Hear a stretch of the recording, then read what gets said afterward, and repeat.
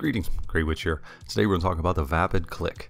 This vehicle is going to set you back $909,000 unless you got it for free on Christmas Day, but it's going to be closer to $1.2 million to fully upgrade and customize this vehicle.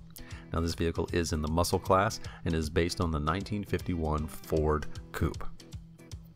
Now cosmetically, there's a few things that you can do to this car to make it pretty cool. Most of the options are limited to a few different areas, mainly bumpers, stuff like that.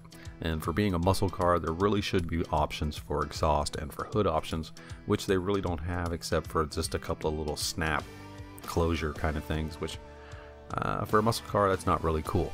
But there are some really cool liveries that you can do.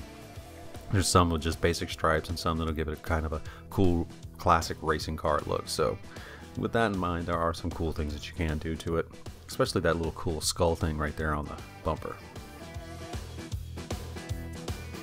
Now performance wise, this is a muscle car first and foremost, so it does have a tendency to spin out in the rear end going into corners and stuff like that. But as a muscle car, this one does have some actually decent handling. The acceleration is pretty sluggish. It can get up and go once it gets going, but to starting off it's kind of sputtery in a sense, but top end is pretty good. Like I said, the handling's pretty good. It's got decent traction, good torque, but it will still spin out if you try to take corners too fast or try to brake too hard.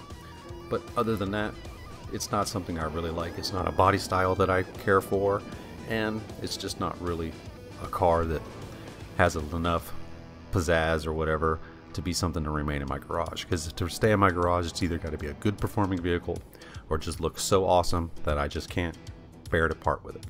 And this vehicle does neither one of those options. I mean, it looks kind of cool, but it's nowhere near as cool as some of the other cars I have in my garage. So even though I got this one for free, I'm probably still going to sell it because it's just not a car that I really care about. It's just not something that does anything for me. It's not that awesome at all in any way. Alright, well, this is Grey Witch. I hope this video helps you out, and I will see you next time. Peace!